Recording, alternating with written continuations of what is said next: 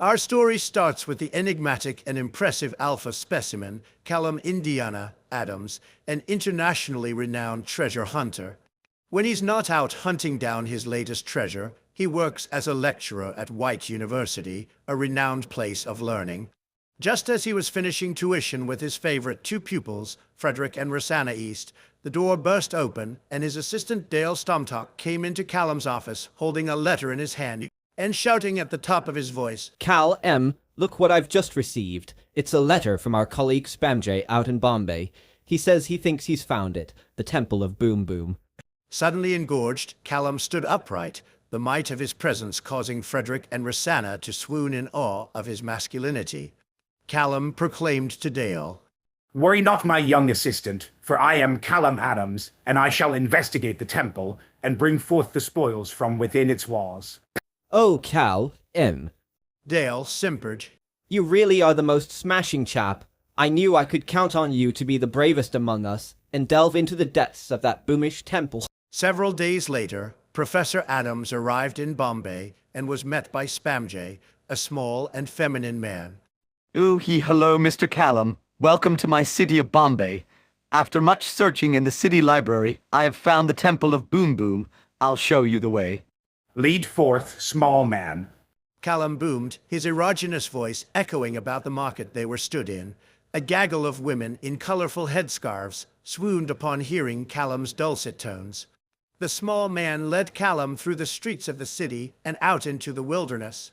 Eventually the pair reached a canyon, at the end of which was a magnificent carving hewn out of the very bedrock. The carving resembled a pair of firm but ample buttocks, spread apart, revealing a circular opening in the cliff face. Interesting, that looks like a depiction of an ancient god named Ian Moore. Spamjay muttered. Callum strode past the little man, his shoulders high, and entered the temple. After overcoming many tricks and traps, he eventually found himself in a chamber of cathedral-like proportions.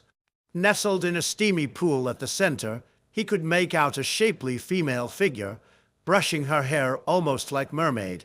Approaching the woman, Callum, visibly tenting, thought he was about to get the best boom boom of his career. But the sulphurous smell of the pool was overwhelming. It smelt like... Baldy! He spluttered. The mermaid turned around, startled. My sister Aimee. Callum coughed. You stupid, bloody woman. What the heck are you doing here? Ugh, Callum, you prick, you're always ruining everything. Aimee spat at him. I've been waiting for weeks for a butch lesbian to save me, and instead it's you, pillhead. For fuck's sake, Aimee, why are you such a slut? And with that, Callum turned on his heel and marched out of the temple. Feeling like he had been scammed, Callum got back to Bombay, where he spotted an interesting establishment by the road. The bright words Temple of Poon Poon were flashing in neon. Intrigued, Callum stepped into the venue and entered a steamy, strobe-lit club filled with beautiful ladies. No, Callum thought. not ladies, lady boys. He grinned. Callum descended into the crowd of scantily dressed club workers, laughing out loud. Haha, now this is the real treasure. The swarm of ladyboys closed in on him, smothering him with their Bensons, and with that, his bald head disappeared in the sausage sea. And that was the last that Callum Indiana Adams was ever seen. The end, the end, the end. Oh yeah, this is the end. Hi, how you, wow.